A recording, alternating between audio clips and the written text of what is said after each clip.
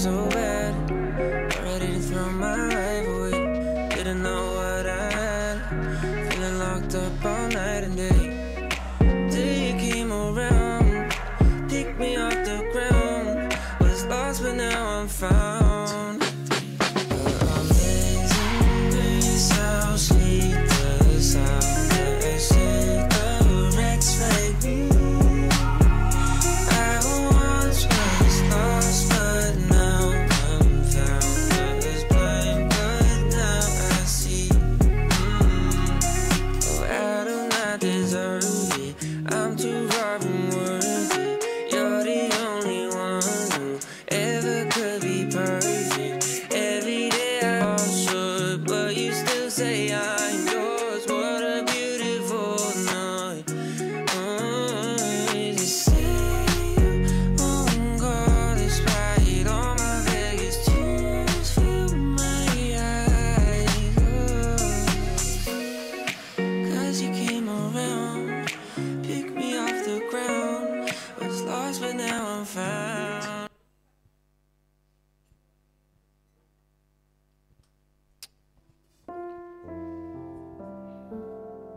Keluarga besar GBI Katarisus, selamat pagi dan shalom. Selamat datang dalam rumah Tuhan. Dalam ibadah kita pada saat pagi hari ini kita percaya buat anugerah Tuhan yang diberikan untuk setiap kita. Dan saya percaya untuk setiap kita yang datang dengan kerinduan, diberkatilah kiranya oleh Tuhan. Dan percayalah pada pagi hari ini kuasa Tuhan dinyatakan atas hidup kita. Siapkan hati kita untuk datang dalam hadirat Tuhan, untuk meninggikan dan memuliakan nama Tuhan, Allah yang perkasa, Allah yang luar biasa, Allah yang layak disembah untuk selama-lamanya. Bawa penyembahanmu dalam hadirat Tuhan pada pagi hari ini, rasa syukurmu bagi Tuhan pada pagi hari ini. Mari sembah Tuhan. Mari bawa hatimu dalam hadirat kemuliaan nama Tuhan. Ku bersyukur Tuhan, sebab kebaikan-Mu layaklah Kau Tuhan,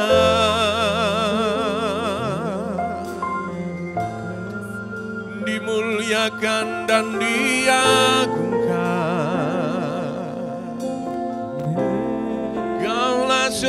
Segalanya bagi hidupku, termulia selamanya.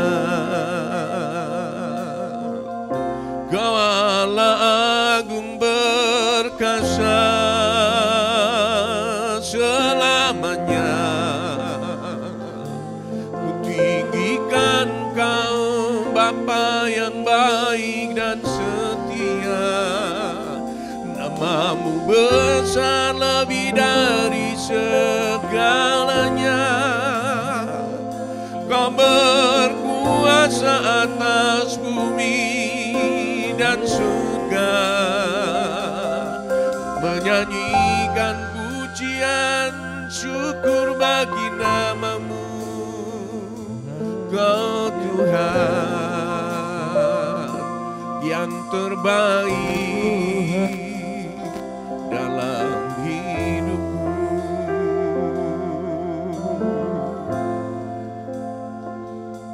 Kemuliaan-Mu Bapakku, Kau lebih dari segala yang ku tahu.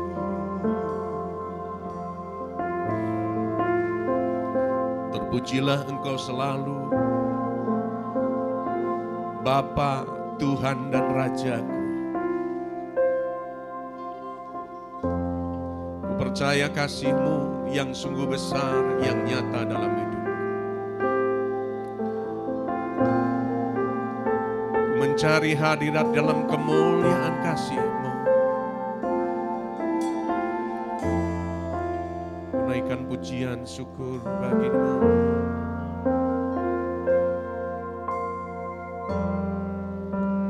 Dekat padamu itu rinduku.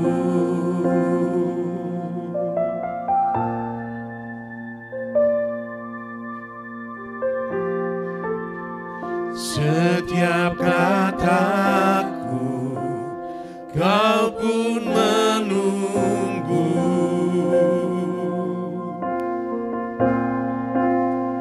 Tak kusangka ku temukan satu kasih yang abadi. Kini ku datang dan ku bawa hidupku.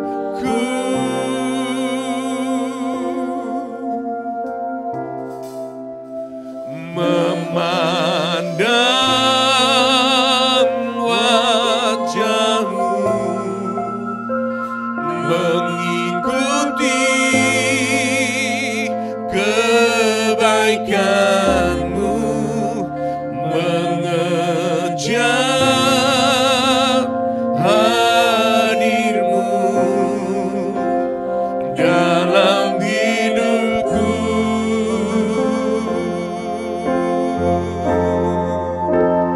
Membawa sembahku, menyatakan kebesaran-Mu, mengejar hadir-Mu dalam hidupku. Kita berdiri bersama-sama yuk. Nyatakan pujian ini bagi kemuliaan nama Tuhan, Bapa kita yang baik. Dekat padamu, itu rinduku.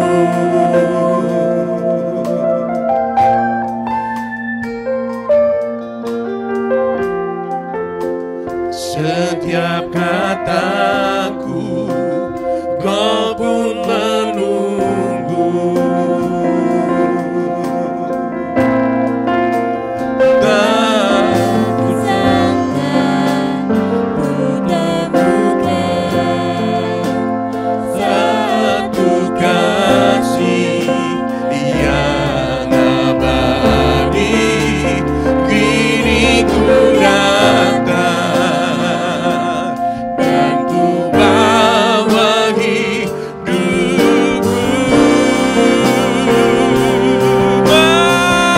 Memandang wajahmu, mengikuti kebaikanmu, mengejar hadirmu dalam hidupku.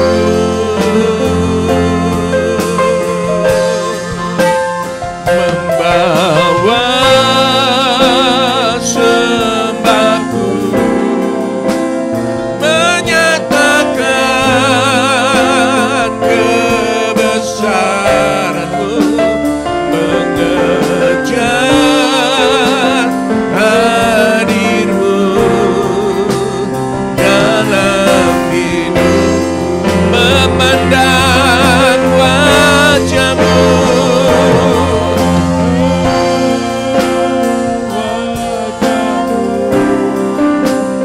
mengikuti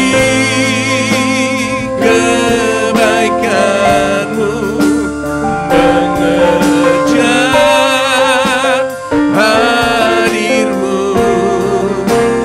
dalam hidupku.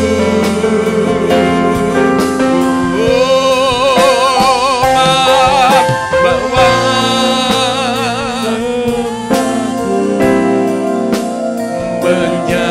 menyatakan kebaikan-Mu, mengejar hadir, mengejar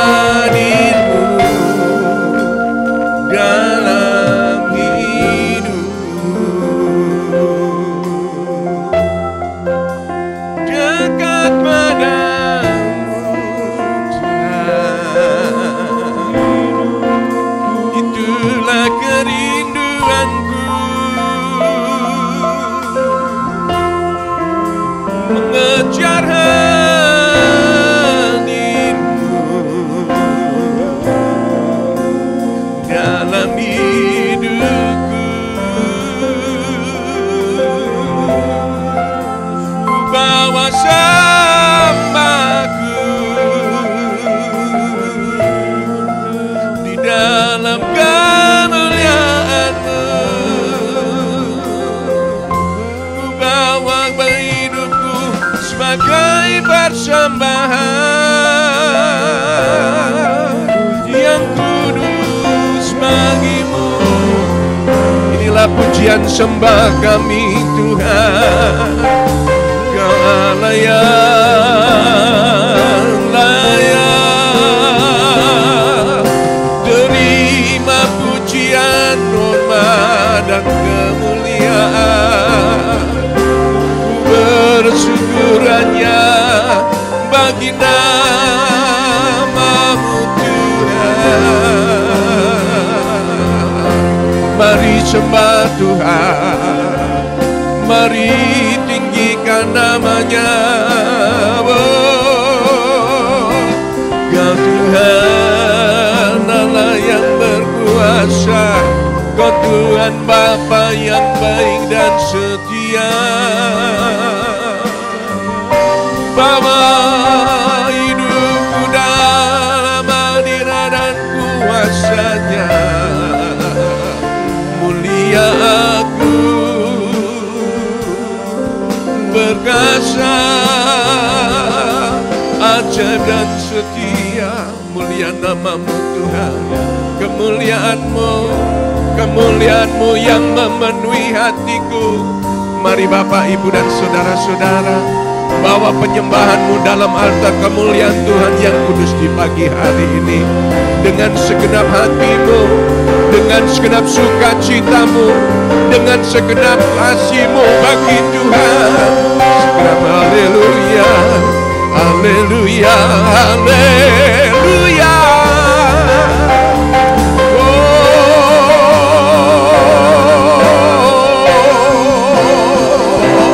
Kemuliaan-Mu Tuhan, kemuliaan-Mu Bapa, Kau lebih dari segalanya. Oh, sungguh nyata kuasa-Mu, sungguh nyata kasih-Mu, besar setia-Mu, anugerah-Mu yang berlimpah di dalam hidupku. Terima kasih ya Bapakku, terpujilah Kau selalu.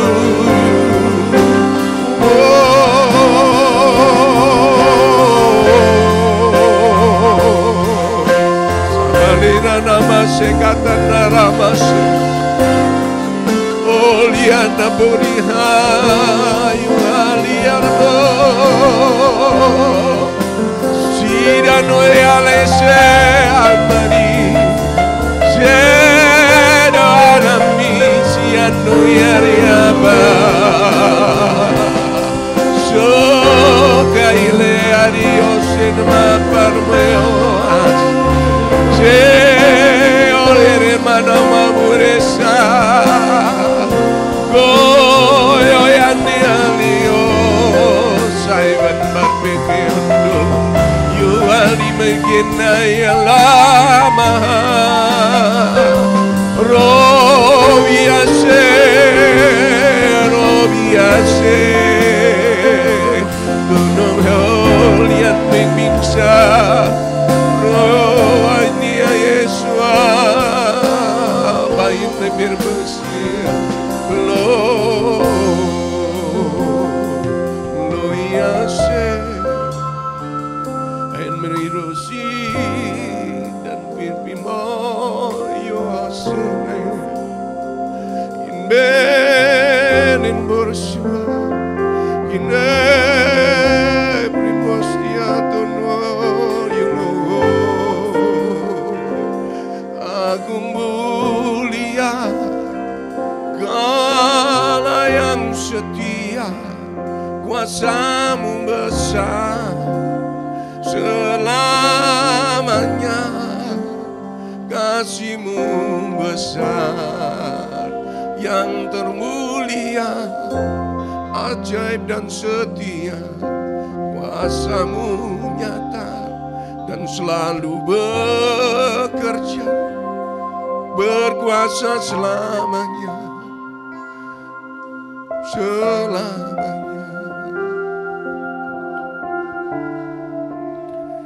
Engkau Allah yang terbesar, termulia di bumi dan surga. Engkau Bapa yang baik dan setia. Di dalam nama-Mu Yesus Kristus Tuhan, Allah yang besar.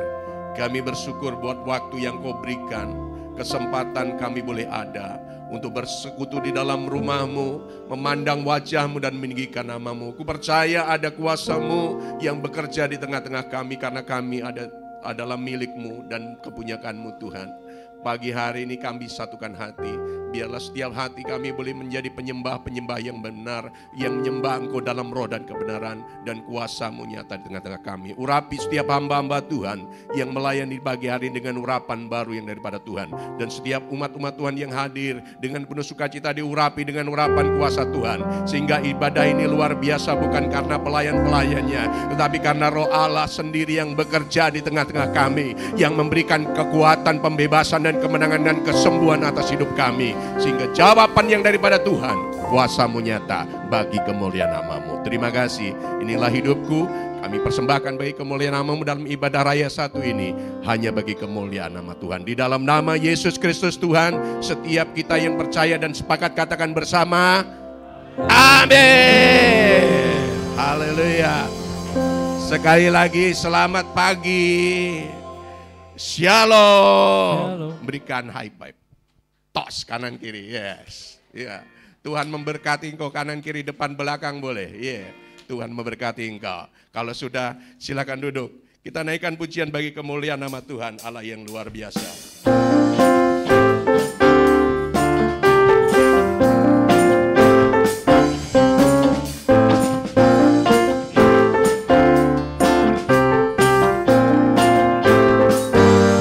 Apa yang tak pernah dilihat mata, yang tak pernah didengar telinga, yang tak pernah timbul di dalam hati, semua disediakannya bagi yang mengasihi Dia. Apa yang tak pernah dilihat mata, yang tak pernah didengar telinga, yang tak pernah timbul di dalam hati, semua disediakannya bagi yang mengasihi Dia. Allah sanggup melakukan segala perkara, dulu, sekarang, dan selamanya.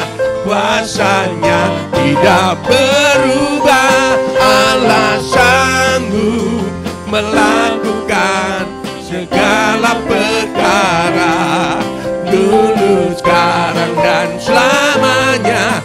Kuasanya tak berubah. Kuasa-Mu Tuhan tak pernah berubah. Apa yang tak pernah dilihat mata, yang tak pernah didengar telinga, yang tak pernah timbul di dalam hati, semua disediakannya bagi yang mengasihi Dia. Allah sanggup melakukan segala perkara, dulu, sekarang, dan selamanya. Kuasanya tidak berubah. Allah sanggup melakukan segala perkara, dulu, sekarang, dan selamanya.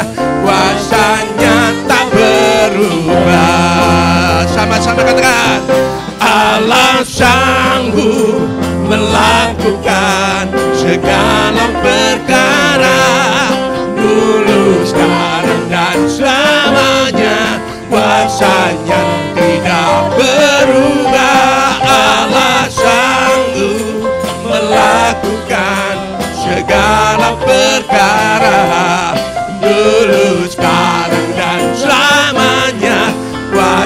kuasanya tak berubah. Dulu, sekarang, dan selamanya. Dulu, sekarang, dan selamanya. Dulu dan selamanya.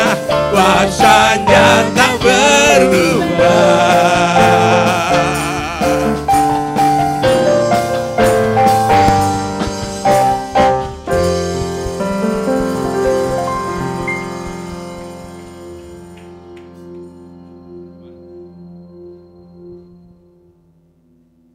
Apa yang tak pernah dilihat oleh mata, didengar oleh telinga, timbul dalam hati, disediakan bagi yang mengasihi Dia. Katakan amin. Amin. Yang amin kita berdiri bersama-sama. Ya, pujian bagi kemuliaan nama Tuhan.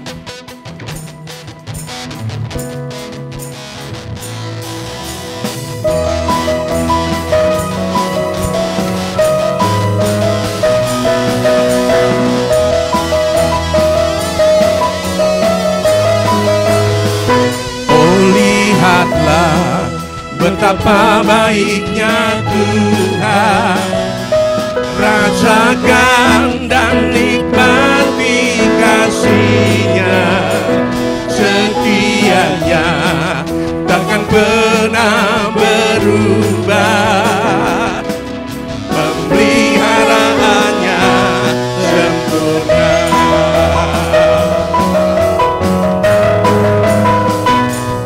Lihatlah betapa baiknya Tuhan. Semuanya katakan, rasakan dan nikmati kasih-Nya, setianya takkan pernah berubah, pemeliharaannya sempurna. Coba katakan, apa yang tak pernah dilihat dan tak pernah didengar, yang tak pernah timbul dalam hati kita, semua disediakannya bagi kita semua yang mengasihi Dia.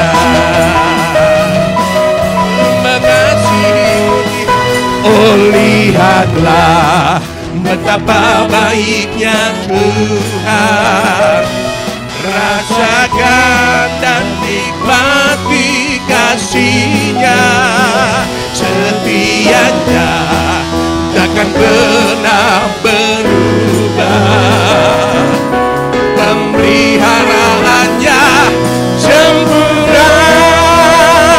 Apa yang tak pernah dilihat dan tak pernah didengar, yang tak pernah timbul dalam hati kita, semua disediakannya bagi kita semua yang mengasihi.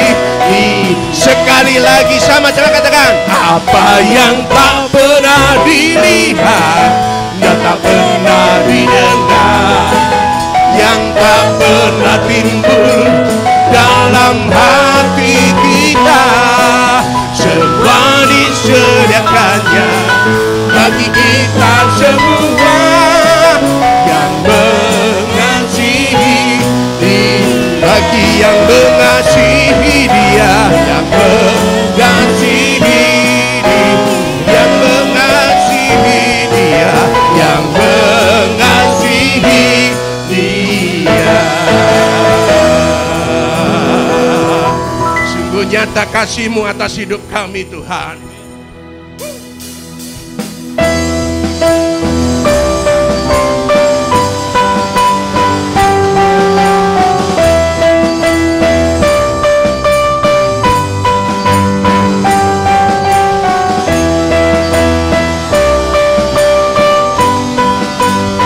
Sama-sama katakan, seindahnya pelangi, secerahnya mentari, namun Kau yang terindah, hanya Kau yang termegah.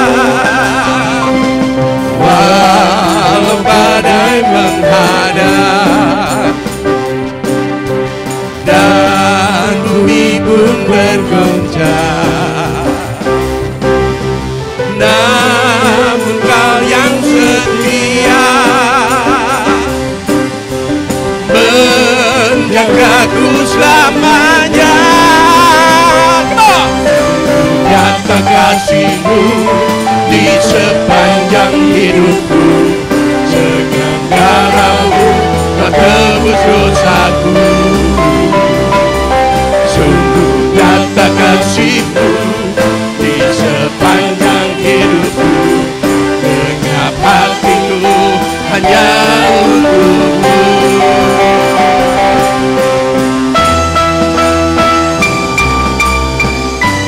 Walau badai menghadang, bumi pun bergetar. Walau badai menghadang dan bumi pun bergoncang, namun Kau yang setia menjagaku selamanya.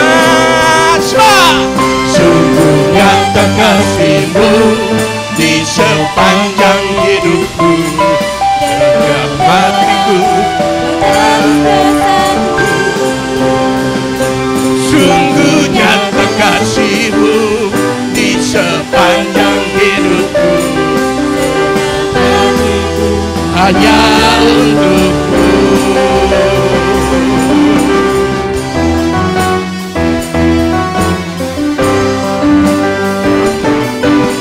Segenap hatiku hanya untuk-Mu Tuhan.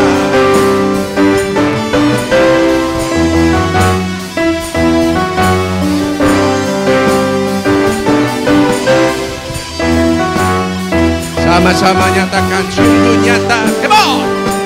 Sungguh nyata kasih-Mu di sepanjang hidupku, dengan darah-Mu Kau tebus dosaku. Sungguh nyata kasih-Mu di sepanjang hidupku, dengan hatiku hanya untuk. Kembali sekali lagi, sungguh nyata kasih-Mu di sepanjang hidupku, dengan darah-Mu Kau tebus dosaku. Sungguh nyata kasih-Mu di sepanjang hidupku, segenap hatiku hanya untuk-Mu. Segenap hatiku, segenap hatiku hanya untuk.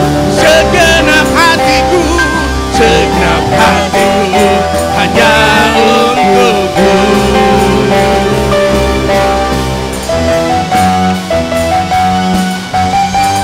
Segenap hatiku hanya untuk nama-Mu Tuhan.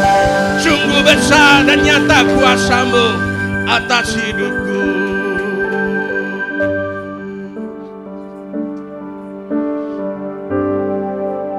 Sungguh besar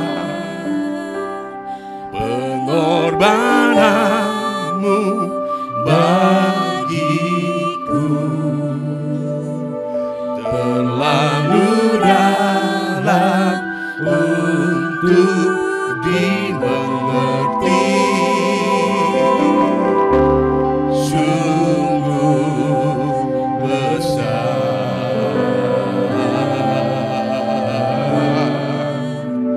sungguh indah yang Kau pikirkan tentangku. Tak terselami bagiku. Sungguh indah,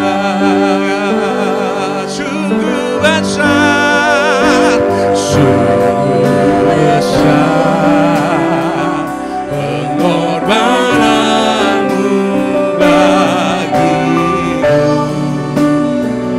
Terlalu dalam untuk dimengerti.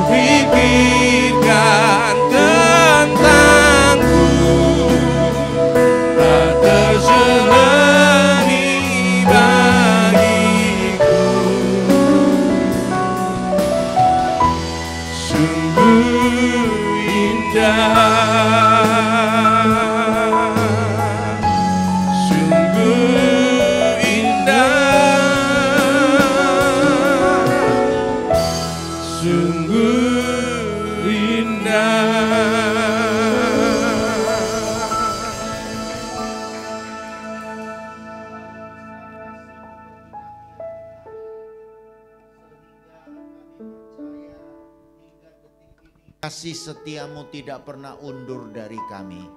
Dan kami bersyukur di minggu ini kami boleh memuliakan Tuhan. Di ibadah raya ini kami dapat meninggikan Engkau. Tuhan mengurapi dan memberkati semua kami, berkenan menerima setiap pujian penyembahan kami. Saatnya kami mau mendengarkan firman-Mu. Berbicaralah kepada kami, ajarilah kami ketetapan-ketetapan-Mu. Dan biarlah Engkau menjaga langkah kami ya Tuhan, tidak menyimpang ke kiri dan ke kanan, tetapi tetap berada dalam rencana dan kehendak Tuhan. Bagimu lah pujian, hormat, kemuliaan kekal selama-lamanya. Kami siap menyambut firman-Mu yang hidup, yang ajaib, yang berkuasa. Hanya di dalam nama Tuhan Yesus kami mengucap syukur dan berdoa. Setiap kita yang siap mendengar firman Tuhan, siap diberkati, siap bertumbuh. Mari sama-sama kita katakan amin. Haleluya. Silakan duduk dalam hadirat Allah. Selamat pagi, shalom. Happy Sunday, Tuhan Yesus memberkati. Senang berjumpa dengan Bapak Ibu pada hari ini di pertengahan tahun 2024, dan kita boleh ada sebagaimana ada karena kasih karunia Tuhan. Hari ini saya akan berkhotbah dengan judul 5 Powerful Things.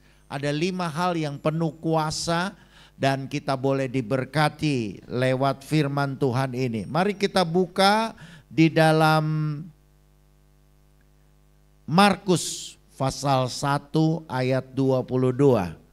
Markus pasal 1 ayat 22. Mereka takjub mendengar pengajarannya, sebab ia mengajar mereka sebagai orang yang berkuasa, tidak seperti ahli-ahli Taurat.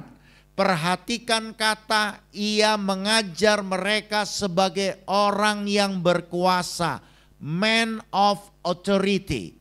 Yesus pada waktu itu tampil sebagai pengajar, sebagai guru yang mengajarkan kebenaran firman, dan apa yang Tuhan ajarkan itu berbeda sekali dengan apa yang dilakukan oleh para ahli Taurat. Ya, sebab Yesus mengajar sebagai orang yang berkuasa. Ada kuasa yang menyertai pelayanan Yesus. Ada kuasa yang menyertai kegiatan dan aktivitas Yesus. Ini yang kita mau renungkan bersama-sama sebagai orang yang berkuasa. Nah, Tuhan pun ingin supaya saudara dan saya menjadi orang-orang yang memiliki kuasa. Yang setuju katakan amin. Sebab Roh Kudus pun dicurahkan supaya kita punya kuasa. Ya, Kisah Para Rasul 1 ayat 8, kamu akan menerima kuasa kalau Roh Kudus turun ke atas kamu, sehingga kamu menjadi saksiku di Yerusalem, di Samaria, di Yudea, sampai ke ujung bumi. Berarti Roh Kudus dicurahkan kepada setiap kita orang percaya agar kita menjadi orang-orang yang memiliki kuasa. Kata kuasa memakai kata dunamos. Dari kata dunamos kita temukan kata dinamis. Artinya kuasa yang diberikan kepada kita bukan kuasa statis, tapi kuasa dinamis. Kuasa dinamis itu berbicara kuasa yang bekerja terus menerus dalam hidup kita. Bukan kuasa statis yang berhenti pada satu titik, tapi kuasa yang diberikan Roh Kudus itu adalah kuasa yang terus menerus bekerja hari demi hari, minggu demi minggu, bulan demi bulan, sampai seluruh sepanjang hidup kita ada kuasa yang mengalir. Nah, ini yang saya mau bagikan bagi kita, sebab itu kita akan belajar bersama-sama bahwa dalam hidup kita ada 5 hal yang memiliki kuasa. Jadi kalau saudara ingin hidup dalam kuasa Allah, mari kita memiliki 5 hal ini. Yang saya singkat dengan 5W, ya, supaya gampang kita menerima dan menghafalnya. W yang pertama itu namanya word, ya, word. Coba kita baca di dalam Yeremia pasal 1 ayat 9. Lalu Tuhan mengulurkan tangannya dan menjamah mulutku. Tuhan berfirman kepadaku, sesungguhnya aku menaruh perkataan-perkataanku ke dalam mulutmu. Apa yang dijamah Tuhan? Mulut, ya. Dan kenapa mulut ini dijamah Tuhan? Supaya di dalam mulut ini Tuhan menaruh perkataan-perkataannya.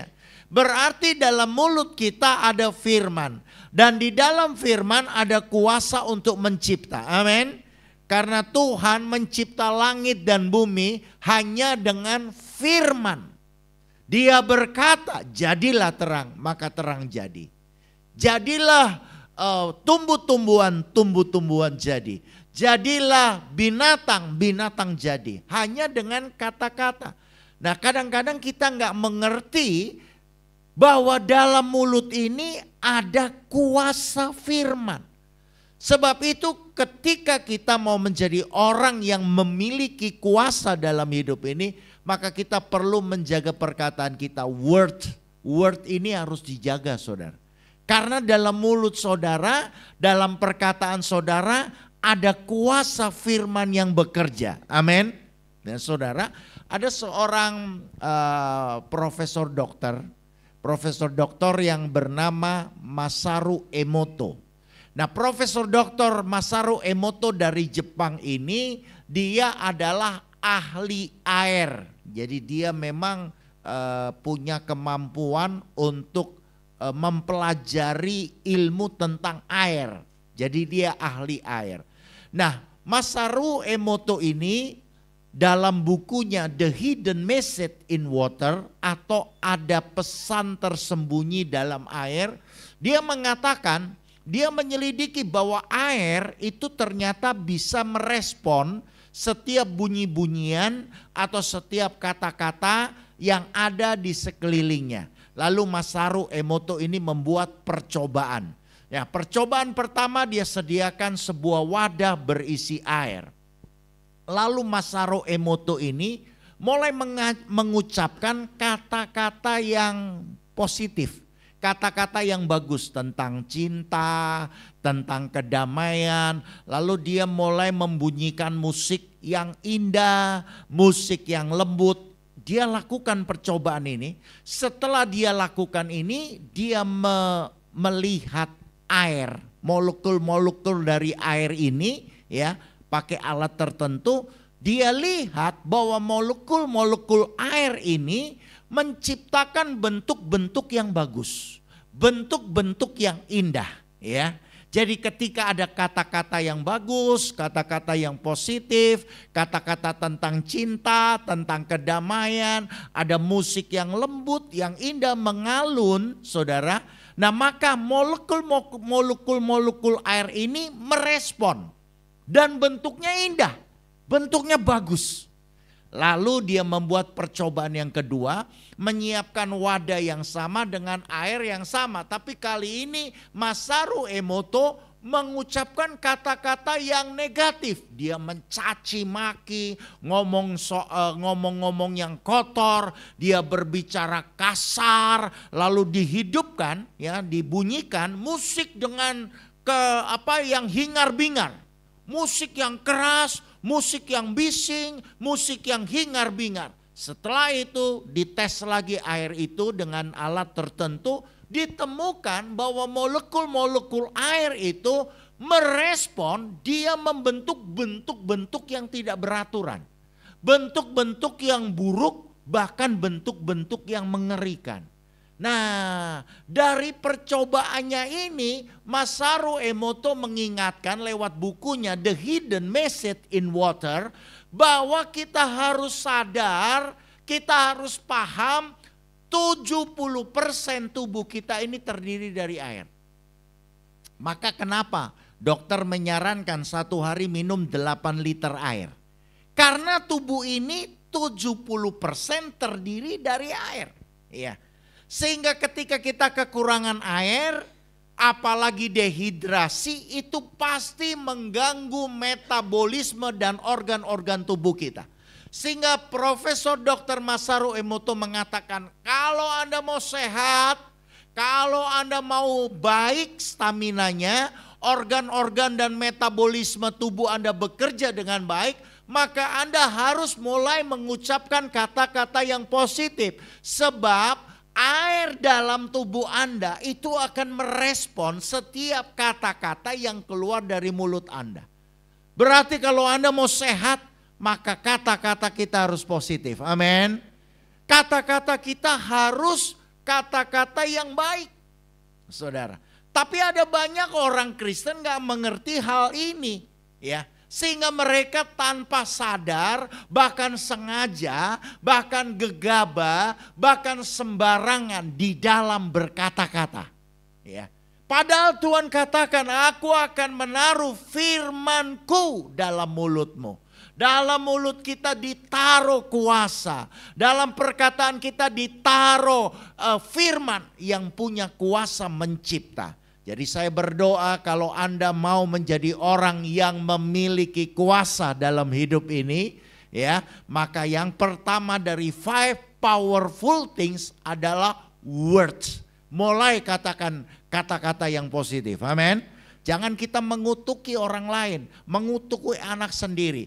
Ada banyak seringkali orang tua tanpa sadar mengutuki anaknya sendiri. Kamu bodoh, kamu goblok, ya, keras kepala kayak bapakmu, kamu cerewet kayak mamamu, ya saudara. Kita kutuki anak kita. Sehingga saya percaya kalau saudara mau mengalami dan hidup dalam kuasa, melihat masa depan yang penuh harapan, mari kita mulai katakan kata-kata yang positif, kata-kata yang sungguh-sungguh memuliakan Tuhan, ya. Sebab dalam kata-kata kita ada kuasa firman, kuasa untuk mencipta, ya saudara. Nah, kata-kata kita ini adalah sarana untuk keselamatan. Sebab dalam Roma 10 ayat 10 mengatakan, ya dengan hati orang percaya dibenarkan dan dengan mulut orang diselamatkan. Berarti saudara, kata-kata ini sarana keselamatan. Saudara bayangkan saja, dengan kata-kata kita bisa diselamatkan. Berarti betapa dahsyatnya, betapa berkuasanya kata-kata kita. Amin. Makanya orang-orang Muslim, kalau ada orang yang menjadi Muslim, itu diharuskan, diwajibkan mengucapkan 2 kalimat syahadat. Kita orang-orang Kristen juga belajar ada yang namanya pengakuan iman rasuli, ya, yang kita ucapkan dalam tiap-tiap ibadah. Oh, tentu oleh gereja-gereja tertentu. Tapi dari 2 hal ini itu sebetulnya membuktikan, menunjukkan ada kuasa dalam perkataan ini. Sebab kata-kata ini adalah sarana keselamatan, ya. Orang menjadi percaya lalu harus mengucapkan kata-kata, ya. Ada confession. Kita percaya maka kita mengucapkan pengakuan iman rasuli. Berarti kata-kata ini menjadi sebuah pengakuan iman. Apa yang Anda katakan itu jadi pengakuan imanmu. Kalau engkau mengucapkan kata-kata positif, itulah bentuk pengakuan imanmu. Sebaliknya kalau engkau mengucapkan kata-kata negatif, itulah bentuk pengakuan imanmu. Dan sebagaimana imanmu, sebagaimana itu pula terjadi dalam hidup kita. Amin. Makanya saya mau katakan hari ini, marilah jadi orang Kristen yang memiliki kuasa. Dan kuasa yang pertama itu ada pada words atau kata-kata. Yang kedua, saudara, kuasa yang kedua itu pada W kedua namanya worship. Worship, ya, W yang kedua. Kita lihat dalam 2 Tawarik pasal 20 ayat 22. Ketika mereka mulai bersorak-sorai dan menyanyikan nyanyian pujian, dibuat Tuhanlah penghadangan terhadap Bani Amon dan Moab dan orang-orang dari pegunungan Seir yang hendak menyerang Yehuda sehingga mereka terpukul kalah. Tuhan mengajar ada sebuah siasat perang yang berbeda dari yang lain. Ada peperangan memakai siasat fisik, pakai senjata, pakai tipu daya. Tetapi Tuhan mengajar ada sebuah siasat perang untuk menang dalam peperangan, tidak memakai fisik tapi memakai worship. Ada pujian penyembahan. Nah, ini ceritanya Raja Yosafat itu dikeroyok oleh Bani Amon dan Bani Moab. Sehingga kalau saudara baca dalam 2 Tawarik pasal 20 ini di ayat-ayat sebelumnya dan ayat-ayat sesudahnya, bagaimana jumlah orang Moab dan Amon ini begitu banyak sehingga mereka dengan orang Yehuda dengan orang Amon dan Moab itu gak sebanding. Di atas kertas tidak sebanding. Jumlah musuh jauh lebih besar. Sebab itu Tuhan memberikan inspirasi kepada Yosafat bagaimana mengadakan peperangan dan mengalami kemenangan. Maka dibuatlah oleh Raja Yosafat, dikerahkanlah para pemuji-pemuji. Ya, orang-orang Lewi yang diperintahkan untuk memuji, untuk memuliakan Tuhan, untuk menaikkan penyembahan, untuk menyanyikan nyanyian pujian. Dan Alkitab dengan jelas mengatakan ketika mereka melakukan hal ini, mereka menaikkan nyanyian pujian, maka Alkitab berkata dibuat Tuhanlah penghadangan terhadap Bani Amon dan Moab. Artinya penghadangan di sini Tuhan mencegat para musuh.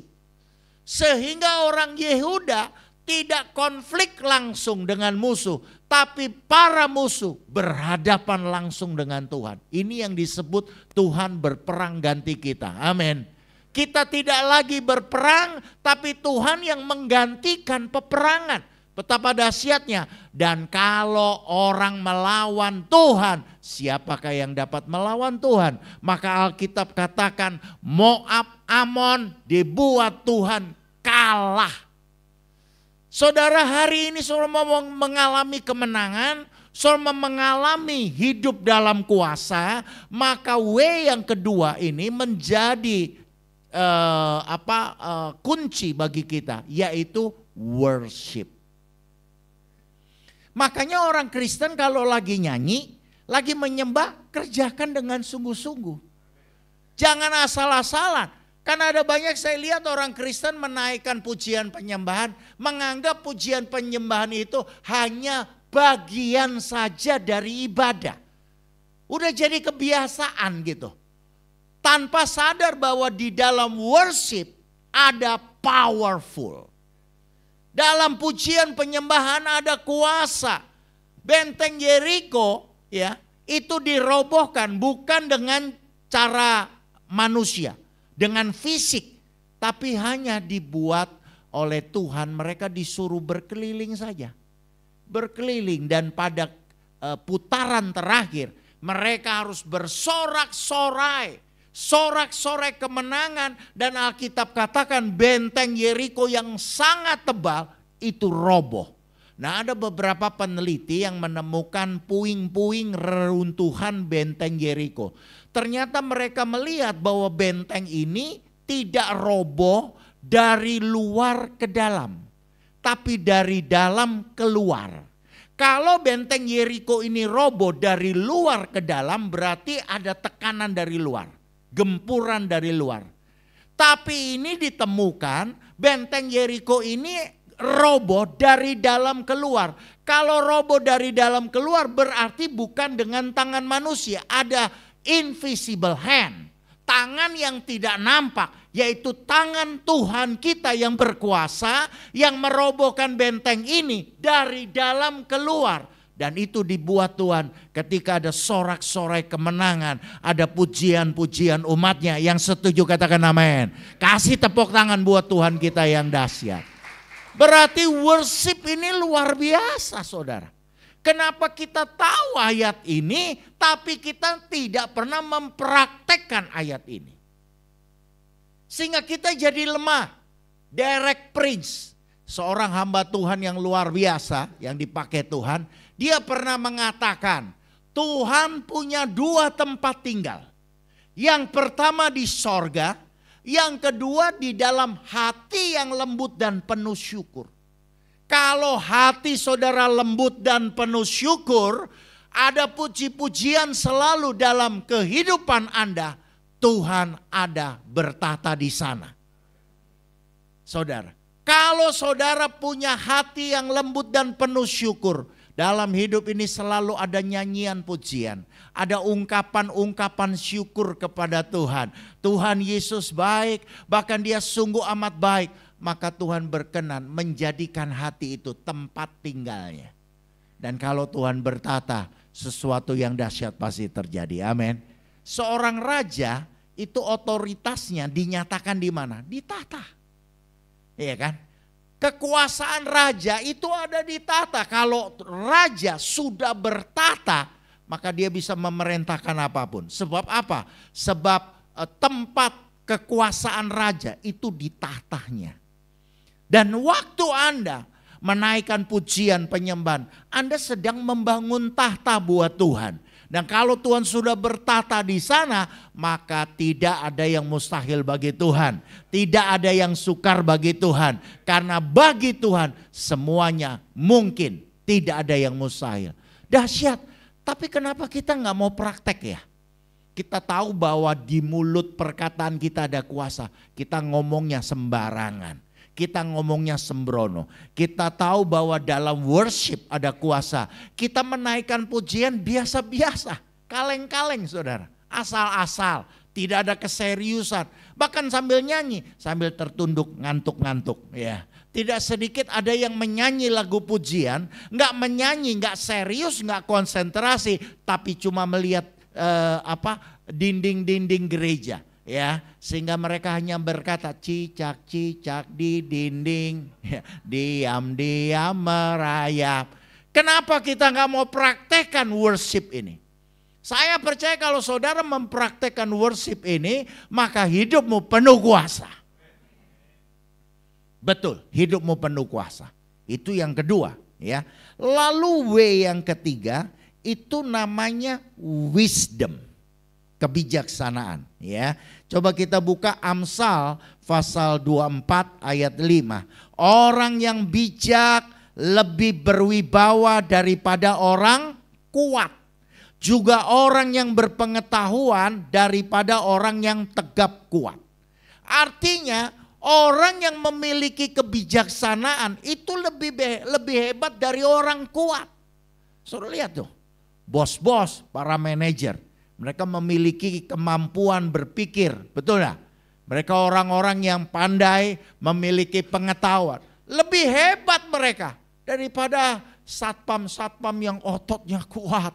Ya. Lebih hebat dari pegawai-pegawainya yang mungkin berbadan tegap.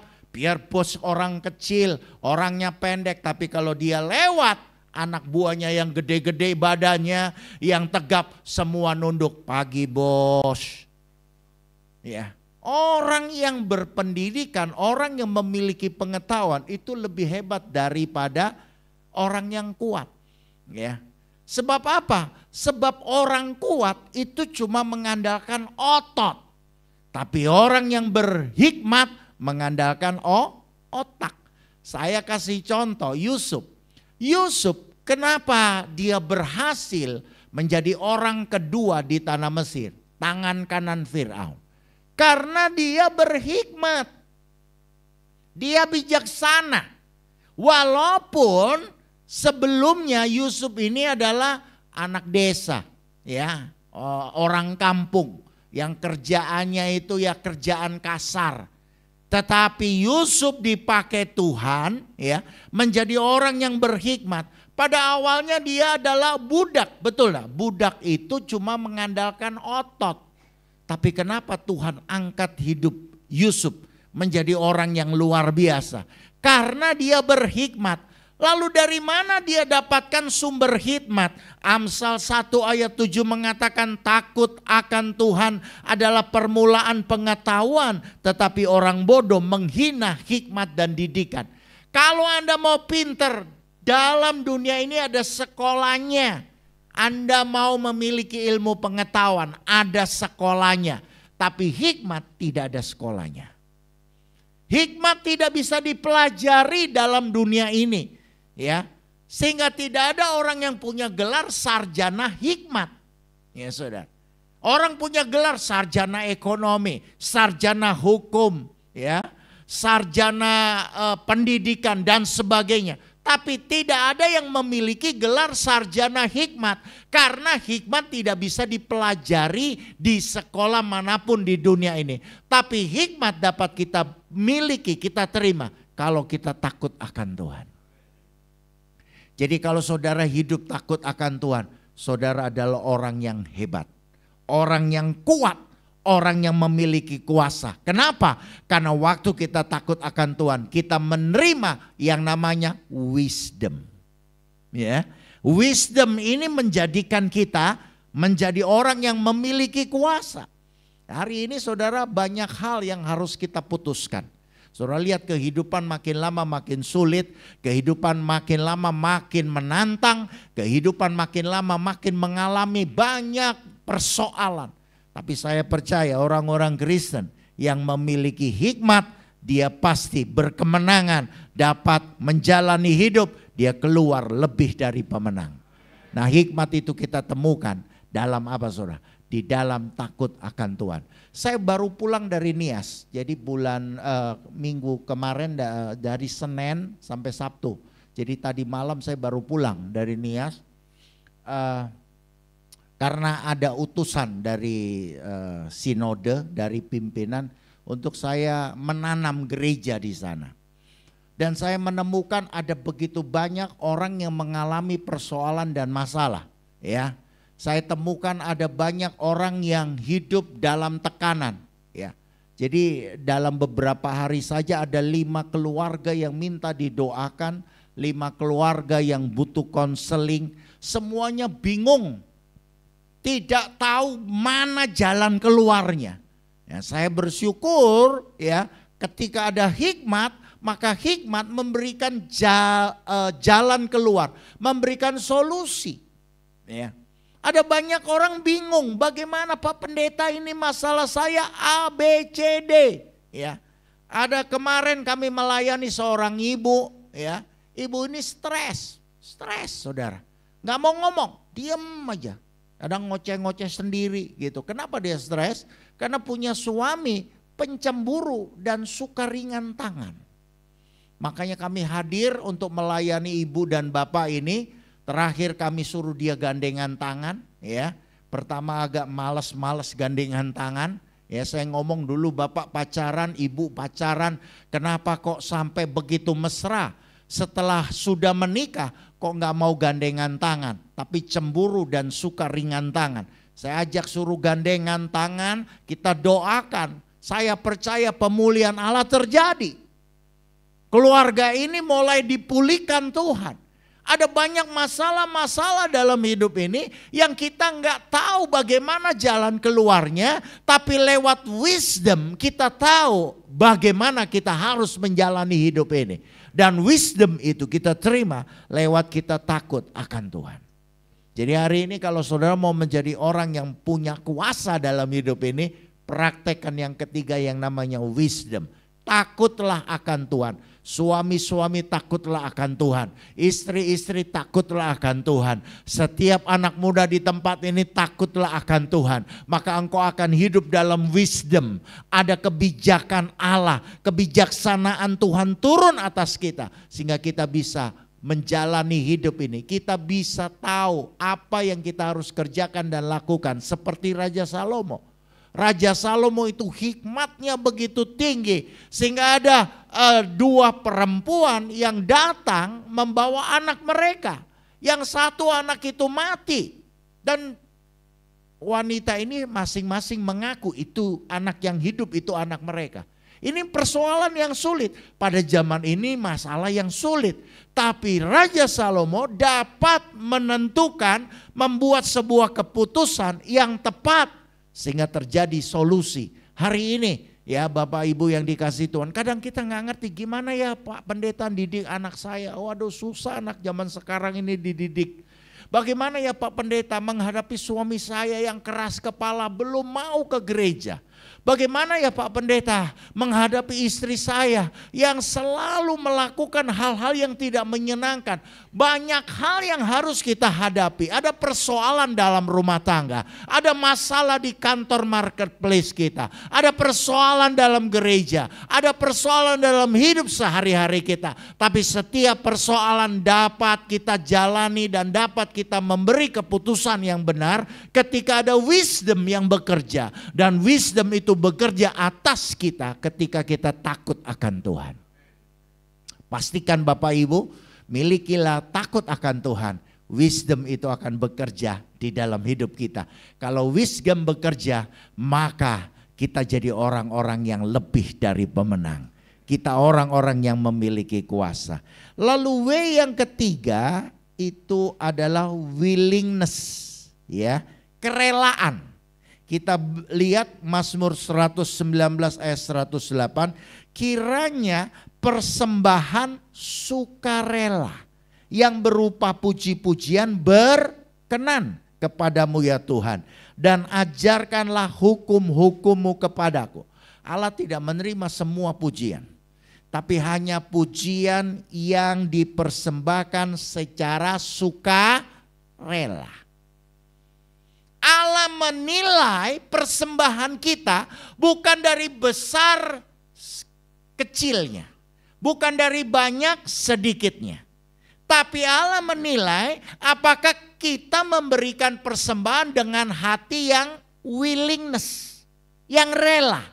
Allah tidak suka dengan persembahan yang dipanjatkan dengan ketidaktulusan, dengan paksaan, dengan beban. Ya. Anania Safira itu mempersembahkan persembahan dalam Kisah Para Rasul. Tapi mereka mempersembahkan persembahan dengan beban, dengan terpaksa. Sehingga mereka mempersembahkan tidak dengan ketulusan dan kerelaan. Maka Tuhan marah. Sehingga Tuhan menghukum Anania Safira, dua-duanya mati, saudara. Berarti Tuhan sedang mencari willingness dalam diri kita. Orang-orang yang punya kerelaan itu adalah orang-orang yang luar biasa. Sebab kerelaan itu yang dicari Tuhan dalam hidup kita. Maka kalau kita tahu willingness ini memiliki kuasa, marilah kita memiliki kerelaan dalam hidup kita. Amin. Melayani dengan kerelaan. Memberi dengan kerelaan. Tuhan gak lihat jumlahnya, tapi lihat kerelaannya. Ya, kita melakukan segala sesuatu bagi Tuhan dengan kerelaan. Waktu ada kerelaan tanpa beban, tanpa paksaan, di situ Tuhan pasti memberkati setiap kita. Saudara, kerelaan ini dahsyat sekali. Saya mau kasih contoh saja soal cinta. Ya. Cinta yang dilakukan dengan kerelaan itu dahsyat dan luar biasa. Makanya ada satu lagu yang mengatakan ketika cinta melekat, tai kucing rasa coklat. Dan cinta ini membutuhkan kerelaan, betul lah. Ya saudara, walaupun saya sih belum pernah merasakan kalau tai kucing rasa coklat. Tapi ini cuma istilah, yang menunjukkan bahwa ketika ada cinta yang penuh kerelaan, sesuatu yang buruk jadi baik. Ya, orang kalau punya cinta itu dahsyat, ya. Sehingga dengan cinta, dengan kerelaan, orang akan melakukan apa saja yang mungkin gak masuk akal. Saya membaca satu peristiwa, ya, sebuah real story, ya, kisah nyata. Ada seorang sutradara berkebangsaan Mesir. Nah, satu waktu sutradara ini membutuhkan seorang wartawan, ya. Lalu dia berjumpa dengan seorang wanita, seorang wartawati kebangsaan Israel, ya, kebangsaan Israel. Lalu dari perjumpaan mereka tadinya cuma dalam urusan pekerjaan saja, tapi mulai tumbuh benih-benih cinta, ya. Di mana ada benih-benih cinta, di situ willingness mulai bekerja, ada kerelaan, ya kan. Orang kalau udah cinta, wah dia rela, bahkan rela sampai mati, betul enggak? Demi cinta.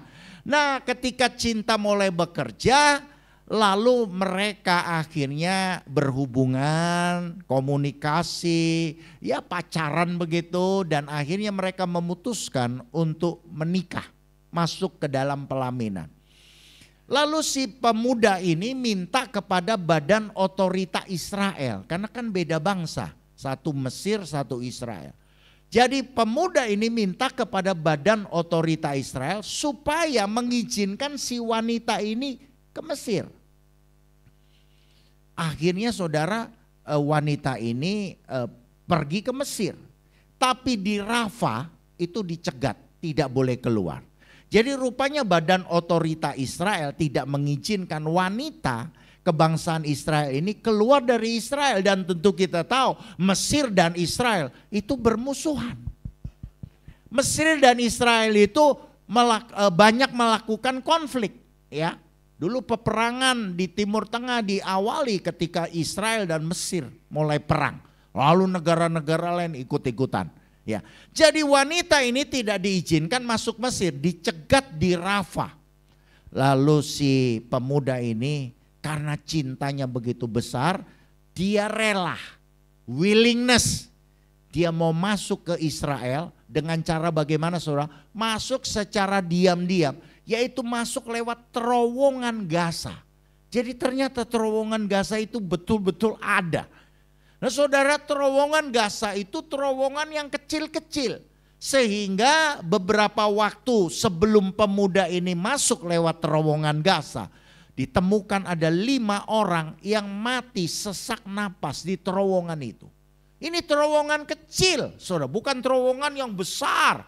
Terowongan-terowongan seperti lubang-lubang tikus, ya, yang dipakai oleh Hamas untuk menyerang Israel. Jadi pemuda ini karena sudah cinta, ya, udah ngebet, ya, dan dia punya willingness yang kuat, dia masuk ke Israel lewat terowongan Gaza. Dengan susah payah, bahkan dia cerita dia hampir saja mati. Karena di terowongan itu ada orang yang rokok. Waduh, tambah sesak napas dia. Tapi karena cinta yang kuat, kerelaannya jadi besar. Dia rela mati demi pujaan hati. Dia masuk terowongan itu, akhirnya bisa keluar dan masuk ke Israel.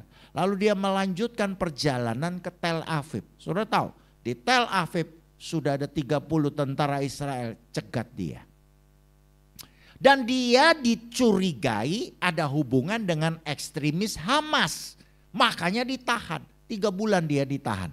Diinterogasi, tapi setelah diinterogasi tidak ditemukan bukti dia terlibat dengan ekstremis Hamas.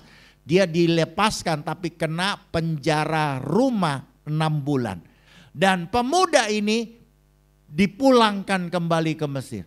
Saudara lihat bagaimana cintanya yang kuat. Dia rela melakukan apa saja demi orang yang dicintainya. Itu pun yang dikerjakan Yesus bagi kita. Karena begitu besar cintanya, maka Yesus rela turun dari sorga. Masuk ke dalam dunia yang hina ini. Dunia yang kotor, yang gelap, penuh dosa. Supaya dia bisa menyelamatkan kita. Orang-orang yang mau percaya kepada Yesus tidak lagi binasa, melainkan beroleh hidup yang kekal. Amin. Betapa besarnya willingness Yesus. Willingness Yesus ini mengerjakan sesuatu yang dahsyat. Ada keselamatan bagi kita. Amin. Nah, Tuhan pun ingin kita punya willingness. Ada kerelaan yang kuat, kerelaan yang besar karena kita cinta kepada Tuhan. Kalau pemuda dari Mesir ayah ini punya willingness yang besar demi cintanya kepada pujaan hatinya. Bagaimana dengan saudara dan saya?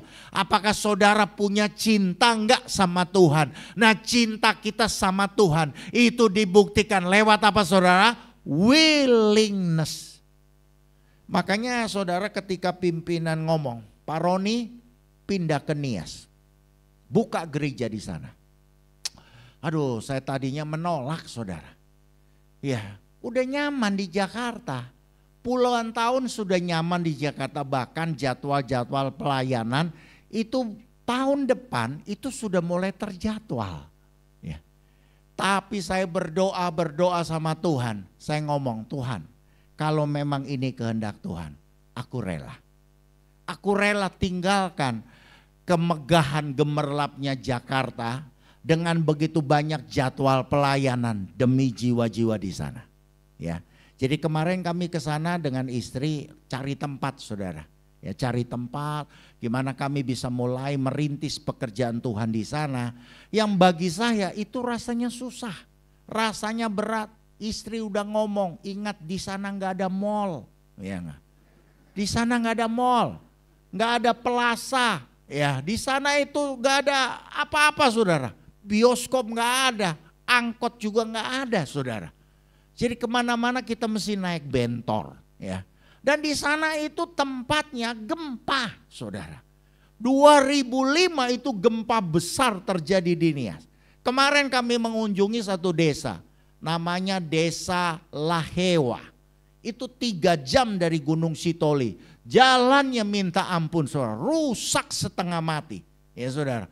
Jadi kita diguncang-guncangkan sepanjang jalan selama 3 jam untuk mencapai desa ini. Dan kami diterima di satu rumah. Saya lihat itu keramiknya retak dari ujung sampai ujung. Saya tanya, ini retak kenapa? Kena gempa, Pak. Gempa kapan? Ya nggak lama ini ada gempa, saudara. Gempa itu nggak merobohkan rumah, tapi bikin retak keramik.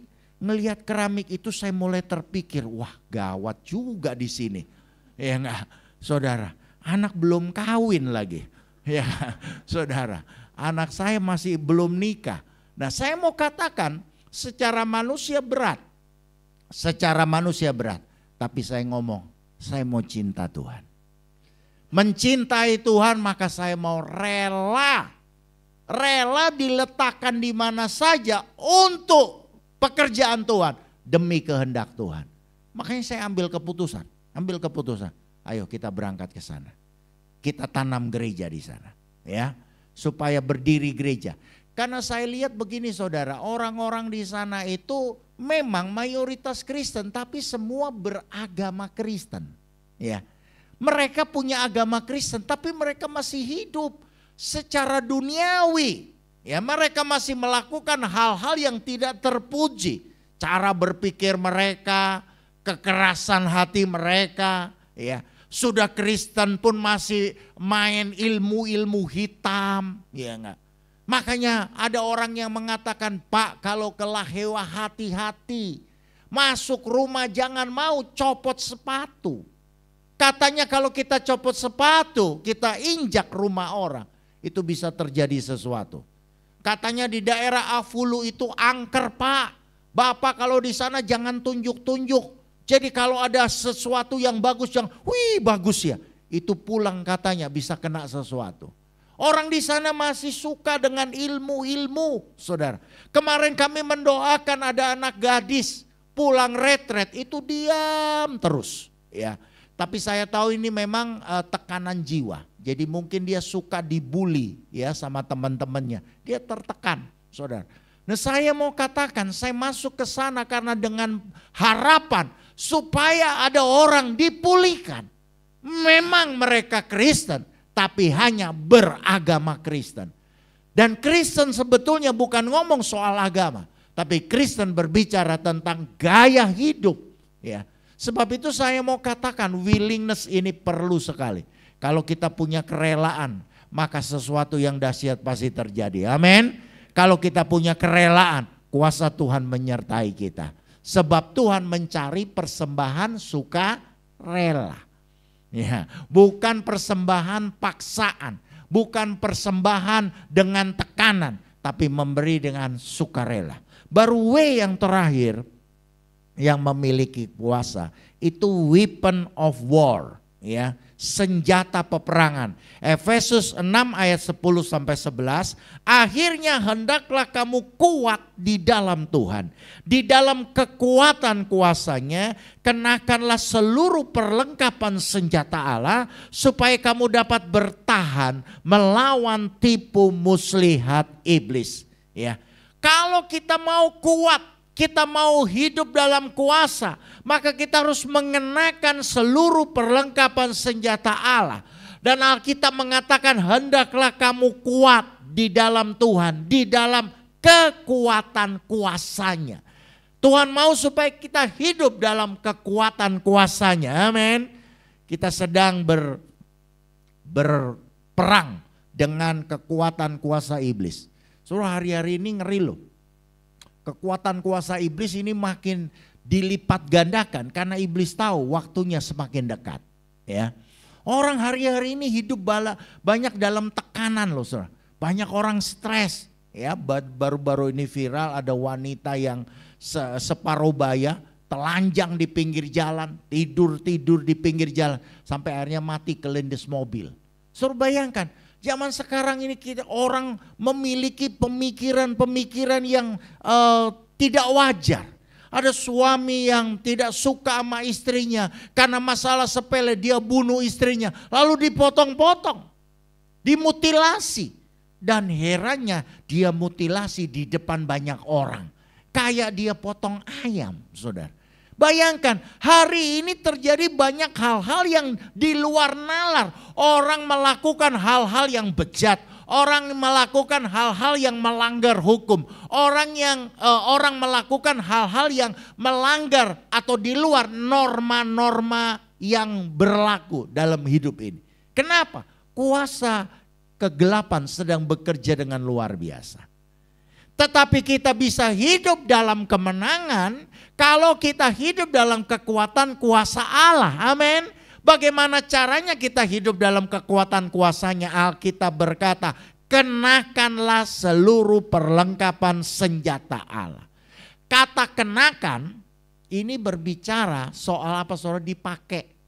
Jadi senjata itu mesti dipakai, dipraktekkan. Saudara punya pedang yang tajam, tapi kalau cuma ditaruh dipajang, lama-lama pedang itu akan berkarat, lama-lama pedang itu tumpul, betul gak? Saudara kalau punya alat itu mesti dipakai. Saudara punya motor, punya mobil, bagus, tapi coba taruh aja di garasi. 5 tahun, 10 tahun jangan diapa-apain. Saya jamin motor saudara, mobil saudara rusak. Kenapa? Gak pernah dipakai. Nah, kita dikasih selengkap senjata Allah tapi gak pernah dipakai. Kita taruh menjadi hiasan, jadi pajangan. Sayang sekali, padahal Tuhan kasih ada baju sirah kebenaran. Dia kasih kepada kita pedang firman, ya. Tapi firman gak pernah dipraktekkan. Dia kasih kepada kita perisai iman, tapi iman gak pernah dipraktekkan. Bagaimana kita bisa hidup dalam kuasa kalau selengkap senjata Allah, weapon of war, ini gak pernah kita pakai. Makanya Alkitab berkata kenakanlah, pakailah, gunakanlah, ya, praktekkanlah seluruh perlengkapan senjata Allah. Dipakai, jangan ditaruh, jangan jadi hiasan atau pajangan. Maka kita hidup dalam kuasa Tuhan. Amin. Saya mau saksi. Satu waktu Tuhan izinkan saya kekurangan. Kalau Tuhan izinkan kita kekurangan supaya kita kenal kuasa Allah. Tapi jangan terus-menerus kekurangan. Kalau terus-menerus kekurangan ada sesuatu yang salah dalam hidup kita. Tapi kalau kita diizinkan sekali 2 kali kekurangan supaya kita bisa kenal kuasa Tuhan. Satu waktu Tuhan izinkan saya kekurangan. Entah kenapa betul-betul kekurangan. Istri saya ngomong gini, "Pak, beras tinggal 2 kali masak. Minyak habis. Kecap habis. Telur habis." Wah, saya pikir ini selesai nih. Beras 2 kali masak, udah gak ada minyak lagi-lagi, lalu mau apa ini ya? Kalau masih ada minyak kita bisa bikin nasi goreng, betul nah? Apalagi udah gak ada telur, ya. Udah gak ada kecap, wah selesai saya pikirin. Saya katakan ya sudah kita doa aja. Betul baru kita doa, kurang lebih berselang 3 jam lah. Saya ditelepon sama seorang kenalan dekat gitu ya. "Ron, tolong Sherlock rumah kamu." "Kenapa?" "Aku ini lagi ke BSD, lagi nengok tanah." Jadi dia beli sebidang tanah di BSD. Nah kebetulan tanah itu lagi panen rambutan. Karena di tanah itu ada beberapa pohon rambutan, jadi dia ngomong, Pak datanglah ke tanah. Penjaganya ngomong, datang ke tanah Bapak, ini lagi rambutan lagi berbuah Pak. Ya, Bapak datang ambil ini, cukup banyak ini. Dia datanglah ya ke BSD, dia bawa karung-karung untuk panen rambutan. Nah dia tahu BSD Gunung Sindur itu nggak terlalu jauh. Rumah saya kan di Gunung Sindur ya. Jadi antara 20 sampai 25 menit lah. Makanya dia ngomong, tolong Sherlock rumahmu karena aku belum pernah nengok rumah kamu. Sejak kamu pindah ke Gunung Sindur saya nggak pernah datang. Aku kepingin tahu. Waduh, ya syukurlah saya Sherlock. Dia datang saudara. Datang dia lihat-lihat rumah sebentar. Waduh, bagus juga ya. Aku mau numpang kencing. Ya, dia numpang ke kamar mandi ya. Lalu setelah dia buang air kecil, dia keluar, dia ngomong, saya pamit pulang. Loh kok buru-buru amat? Ngobrol dulu lah. Ayo kita ngobrol-ngobrol dulu, minum dulu. Enggak. Saya mau buru-buru karena ini jam pulang kantor. Ya, tol yang arah Kebonjeruk, karena rumahnya dia di Kebonjeruk, itu macet kalau sudah pulang kerja. Jadi saya mau buru-buru supaya jangan macet. Ya oke lah. Karena dia memang mendesak mau pulang, udah saya izinkan dia pulang. Lalu dia jalan. Lalu tiba-tiba, oh ya saya bawa sesuatu buat kamu. Ya. Ayo ikut ke mobil, di garasi, di bagasi saya bawa sesuatu buat kamu. Jadi saya ikut ke mobilnya, saya buka bagasinya, lalu dia itu turunin satu karung isinya 40 kilogram beras. Saya turunin satu karung 40 kilogram beras. Itu tuh turunin lagi, saya suruh nurunin 4 liter minyak. Saya turunkan 4 liter minyak. Turunin lagi, itu ada 2 liter kecap. Saya turunin 2 liter kecap. Lalu terakhir turunin lagi 3 kilo telur, saudara. Lalu saya berpikir kira-kira siapa yang kasih tahu ya? Saya nggak ngechat loh, saya pantang minta-minta. Biar kesusahan saya. Nggak perlu orang lain tahu. Tapi kesusahan saya biar Tuhan yang tahu, amin. Tapi kalau Tuhan sediakan begitu persis 40 kilogram beras, 4 liter minyak, 2 liter kecap, 3 kilo telur, saya tahu ini Tuhan yang bekerja. Makanya kalau kita dikasih perisai iman dipakai Pak, dipakai Bu. Jangan ditaruh jadi hiasan, jadi pajangan. Tuh, aku punya iman. Tapi praktek. Firman yang kita terima, pedang roh yang kita terima dipakai Pak, dipakai Bu. Jangan ditaruh jadi hiasan pajangan. Bahkan ada orang Kristen, Alkitabnya gak pernah dibaca. Sampai kalau dia pergi ke gereja, dia pakai kemoceng bersihkan debu di Alkitabnya. Saudara, bagaimana kita bisa melihat kebesaran Tuhan? Bagaimana kita bisa hidup dalam kuasa Tuhan? Ya. Tapi kalau saudara mau hidup dalam kuasa Tuhan, maka kita harus mempraktekkan weapon of war. Seluruh perlengkapan senjata Allah dipakai. Amin. Praktekkan. Ya.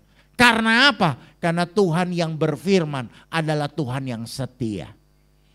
Sekali-kali dia tidak pernah mendustai firman-Nya. Dan apa yang sudah difirmankan tidak pernah gagal. Jadi hari ini kalau saudara mau jadi orang Kristen yang hidup dalam kuasa, praktekkan 5 W. W pertama, word. Pakailah perkataan-perkataan yang positif, yang baik, yang kudus, yang memuliakan Tuhan. Maka engkau akan hidup dalam kuasa. Kedua adalah worship. Praktekkan worship. Nyanyikan puji-pujian dengan segenap hati. Hiduplah dengan penuh syukur setiap hari. Karena Tuhan punya 2 tempat tinggal. 1 di sorga dan yang kedua dalam hati yang lembut dan penuh syukur. Yang ketiga adalah wisdom. Milikilah kebijaksanaan supaya engkau dapat memutuskan segala sesuatu. Dapat memiliki hikmat. Sehingga engkau tahu apa yang engkau harus kerjakan dan lakukan dalam hidup ini. Tapi hikmat itu tidak ada sekolahnya. Mau berhikmat, jalan satu-satunya takut akan Tuhan. Kalau engkau takut akan Tuhan, wisdom akan turun. Sehingga engkau bisa menjalani dan memutuskan segala sesuatu. Engkau punya solusi, jalan keluar, kemenangan dalam hidup ini. Baru W yang keempat, willingness, kerelaan. Lakukan semua buat Tuhan, jangan dengan terpaksa, jangan dengan beban. Saudara, mau melayani, layani dengan rela. Mau memberi, memberilah dengan rela. Tuhan gak melihat jumlahnya, tapi lihat kerelaannya. Kerjakan segala sesuatu buat Tuhan, apa saja buat Tuhan. Lakukan dengan kerelaan, karena kerelaan itu bukti cinta kita kepada Tuhan. Amin. Orang yang memiliki kasih kepada Tuhan, dia pasti punya willingness. Baru W yang yang kelima adalah weapon of war. Selengkap senjata Allah. Selengkap senjata Allah bukan untuk ditaruh menjadi hiasan pajangan, tapi selengkap senjata Allah itu harus dipakai. Makanya Alkitab ngomong kenakanlah, dipakai, dipraktekkan supaya jangan apa kata orang, jangan apa kata pendeta, tapi saya mengalami langsung apa yang Tuhan kerjakan dalam hidup saya. Amin. Saya berdoa supaya saudara semua menjadi orang Kristen yang hidup dalam kuasa. Salami kanan kiri ngomong, kita hidup dalam kuasa. Ya. Kita hidup dalam kuasa. Maka saudara, kalau hidupmu dalam kuasa, maka engkau bisa jadi saksi. Bagaimana Anda bisa jadi saksi kalau tidak hidup dalam kuasa? Hiduplah terus dalam kuasa supaya engkau bisa jadi saksi. Itulah Roh Kudus diberikan supaya kamu memiliki kuasa sehingga kamu menjadi saksiku di Yerusalem, Samaria, Yudea sampai ke ujung bumi. Selamat hidup dalam kuasa. Tuhan Yesus mengasihi kita sekalian. Amin. Firman Tuhan. Mari kita tunduk kepala dan kita berdoa kepada Tuhan. Bapa Surgawi, ampuni kami kalau kami melakukan hal-hal yang bertentangan dengan kehendak-Mu, sehingga akhirnya kami tidak hidup dalam kuasa, tapi kami hidup dalam kelemahan, kami hidup dalam Tuhan ketidakmampuan. Padahal Tuhan sudah menyiapkan 5 powerful things, ada 5 yang penuh kuasa. Dalam words, dalam worship, dalam wisdom, dalam willingness, dan dalam weapon of war. Tapi seringkali kami nggak tahu, sehingga akhirnya kami tidak mempraktekkan, kami tidak melakukan 5W ini. Akhirnya kami tidak hidup dalam kuasa. Hari ini kami sudah kenal rahasia ini Tuhan. Kami mau melakukan 5W ini dalam hidup kami, supaya setiap hari kami hidup dalam kuasa. Kalau kami sudah hidup dalam kuasa, seperti yang Roh Kudus mau berikan, kamu akan menerima kuasa.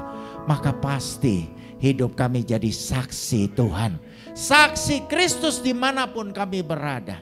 Dunia ini sedang menanti-nantikan kuasa.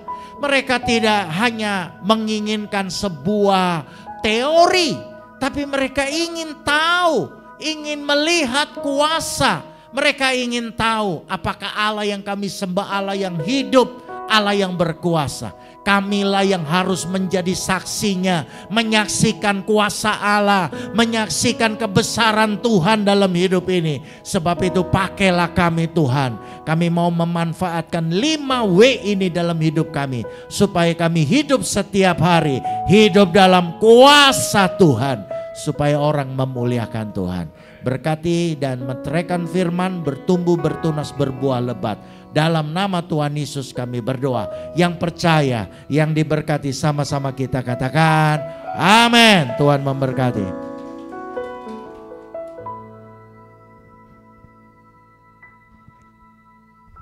Diberkatilah kiranya oleh Tuhan Bapak Pendeta Roni Tanudi Wijaya yang sudah menyampaikan kebenaran firman Tuhan pada saat pagi hari ini. Kita siapkan persembahan kita bagi kemuliaan nama Tuhan dengan amplop warna kuning dan biru. Mari persiapkan yang terbaik.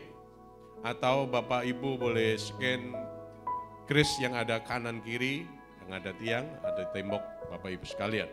Mari persiapkan, kita berdoa. Kami bersyukur buat firman Tuhan yang kau kerjakan saat pagi hari ini. Kami siapkan juga pada saat ini hati kami untuk membawa persembahan Sucikan dan kuduskan setiap uang yang kami persiapkan dan semuanya bagi kemuliaan nama Tuhan. Di dalam nama Yesus Tuhan, kami bawa persembahan dalam rumah Tuhan.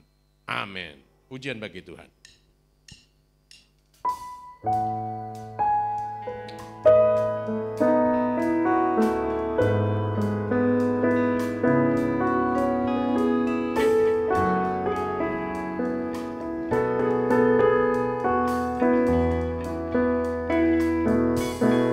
Aku ingin selalu berada di hadirat-Mu. Aku ingin selalu berlindung dalam naungan-Mu.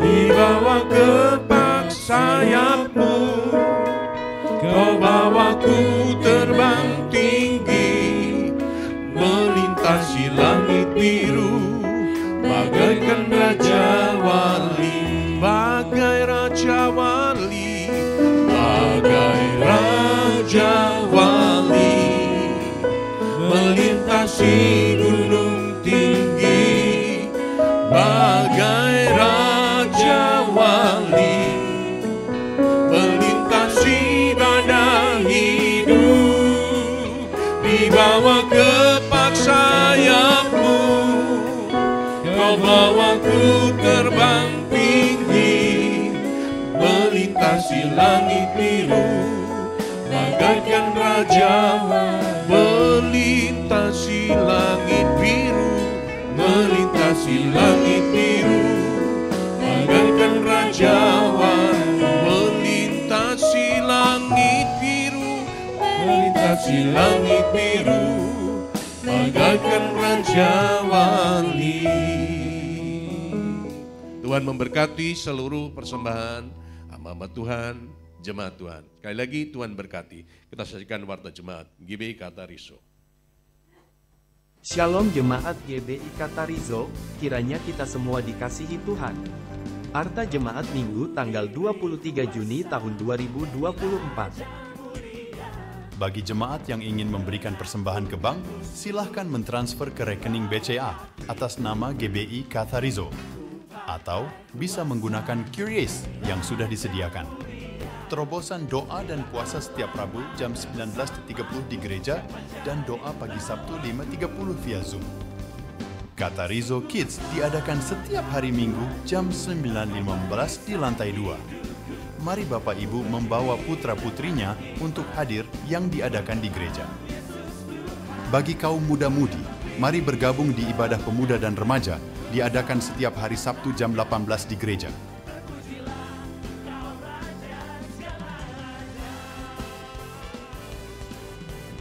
Ibadah KM2 dilakukan 1 bulan sekali setiap hari Sabtu pukul 6 sore bertempat di gereja. Info ibadah WBI. Ibadah WBI diadakan setiap hari Sabtu, minggu pertama dan ketiga pukul 3:30 sore bertempat di gereja. Info ibadah gabungan.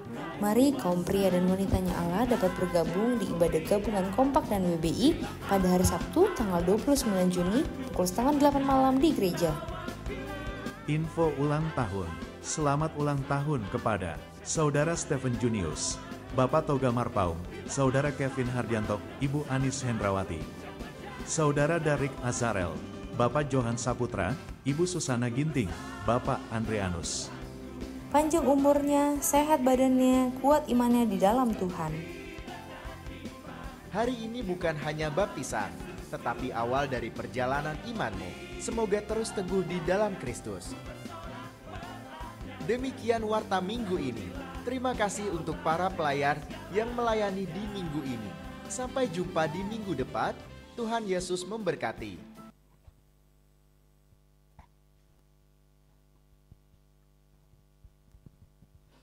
Ya, shalom saudaraku, selamat ulang tahun sekali lagi buat saudara-saudara kita yang berulang tahun, Saudara Stephen, Bapak Toga, Kevin, Ibu Anis, Saudara Derek, Bapak Johan Saputra, Ibu Susana Ginting, dan Bapak Andreanus.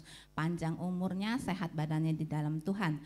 Saya rasa tidak Tidak ada pengumuman lain, hanya mengingatkan kembali buat para wanita dan para pria bahwa hari Sabtu ada ibadah gabungan jam 7:30 malam bertempat di gereja dengan pembicara Bapak Julius.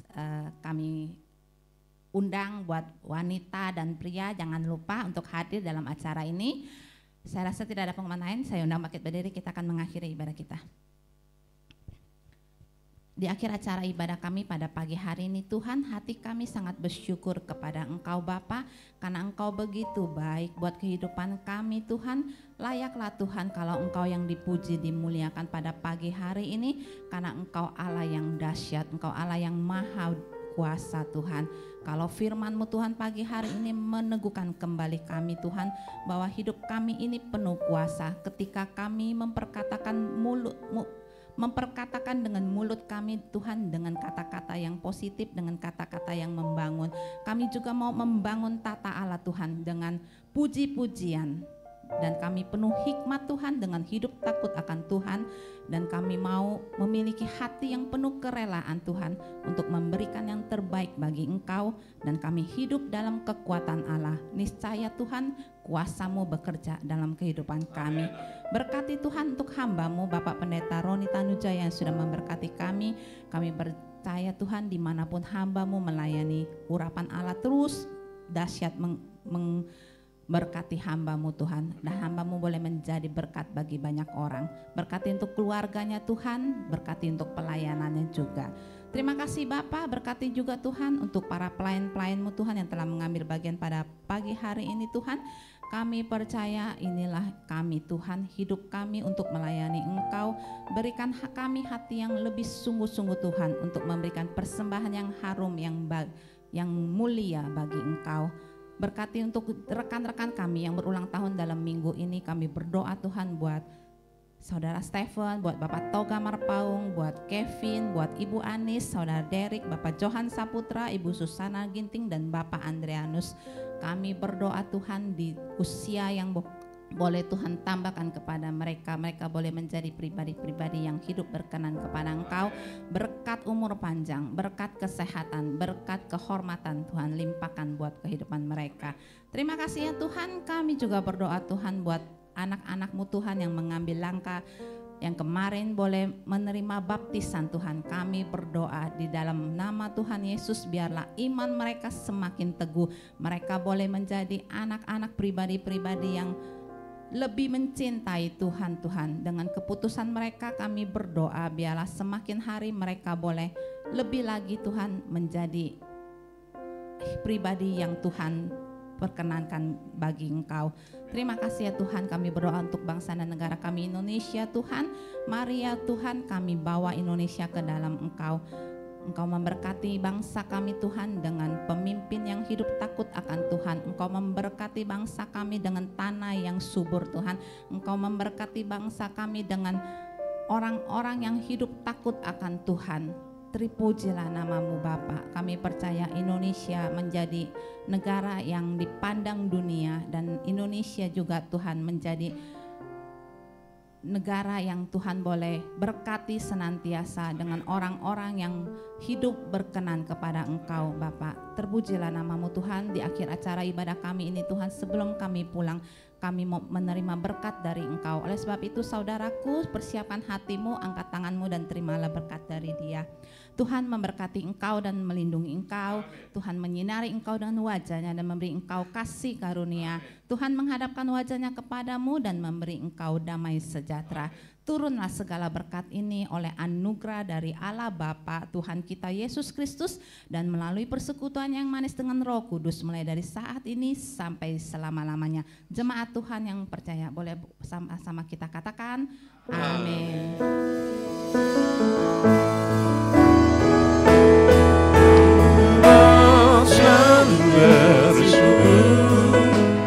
Selalu bersyukur, Kau Tuhan yang setia, yang selalu menopangku. Selalu bersyukur, selalu bersyukur, Kau Bapa-Ku yang Kau Bapa